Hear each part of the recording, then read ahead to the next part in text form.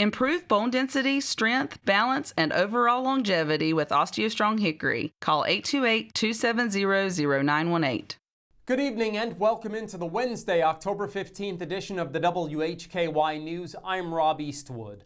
Topping our news today, we have footage of the arrest of an Iredell County man charged with human trafficking who was arrested in Florida. According to the Iredell County Sheriff's Office, 50-year-old Luis Alberto Sosa of Mooresville was arrested. Here is the footage from the Flagler County, Florida Sheriff's Office. Hey, Luis. Yes, sir. How you doing? Good.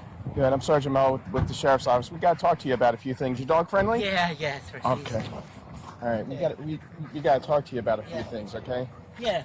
Can I hold this for a second? Yeah. Can I hold? What is her name? Her name is Snow. Snow? Yeah. Lewis, Snow. right? Yeah. We got warrants for your arrest out of North Carolina. Oh, shoot. Okay.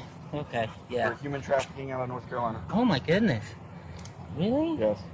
And thanks to the Iredell County Sheriff's Office for that footage. Sosa is charged with 16 counts overall, including 2 counts of felony human trafficking and 7 counts of felony sexual activity by custodian.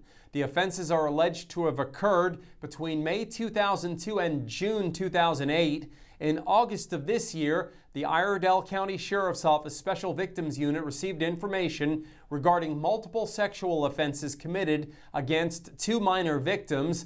The victims, both Argentinian nationals, were between the ages of 13 and 17 at the time of the offenses and were part of a religious ministry led by Sosa, who was then serving as a missionary pastor from Argentina. According to the investigation, Sosa brought the victims to the United States under the false pretense of a ministry opportunity and a, quote, once-in-a-lifetime trip.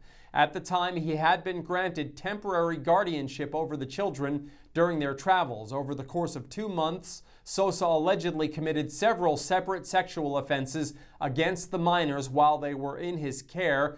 He is currently being held without bond in Florida and is awaiting extradition back to Iredell County. Currently, he has no known prior criminal history. Good news on the job front in Catawba County. Corning Optical Communications, LLC, a division of Corning Incorporated, has agreed to acquire Lot 11 in Trivium Corporate Center to expand its manufacturing operations, hire and maintain a minimum of 132 jobs at an average salary to exceed $65,000 a year, and invest between $170 million and just under $268 million under the terms of an economic development agreement with the City of Hickory and Catawba County. In addition, American Fuji Seal entered into an economic development agreement today to create at least 20 jobs and make investments in their existing facility in Trivium, and to create a new facility on Lot 7 with a minimum investment of $10 million with potential investments of up to $30 million or more over the next 3 years. More at WHKY.com. WHKY's Ariana Mack attended an event going on this week in Hickory and spoke to one of those involved.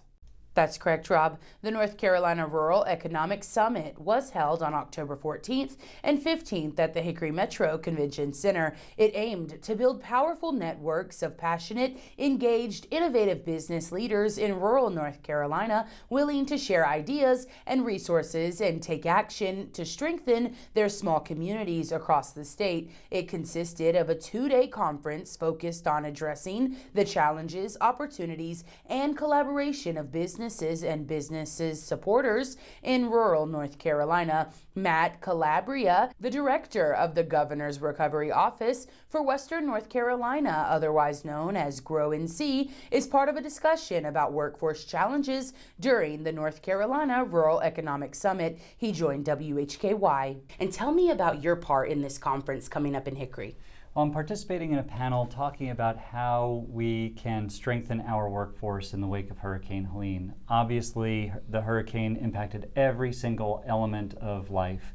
And so the recovery has to think about every single element of life. And one of those is thinking about our economy and our workforce. So I'm looking forward to engaging in conversations with folks about how we can strengthen our workforce and strengthen our economy for the long run. And what are some topics you'll touch on when you're at the North Carolina conference?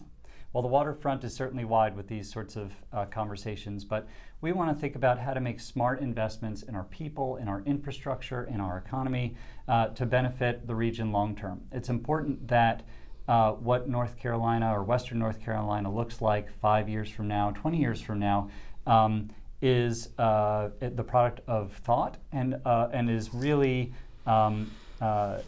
rooted in what the community wants and what our various communities want to see in their future. But we will probably be talking a lot about how to work with our community colleges to make sure we're producing the workforce for the future. We'll be talking about industries that we want to strengthen or promote. Obviously, the tourism industry is really important and was hit very hard as a result of Hurricane Helene. So how do we stimulate that? And then how do we lasso federal dollars and use all the tools in our toolkit to ensure that we have all the possible resources being brought to bear on strategic projects that can really advance the economy overall. Reporting for WHKY News, I'm Ariana Mack. Thanks, Ariana, and thanks to Matt for joining us. In today's crime report, Ariana and David Cedrone report on multiple arrests in local cases.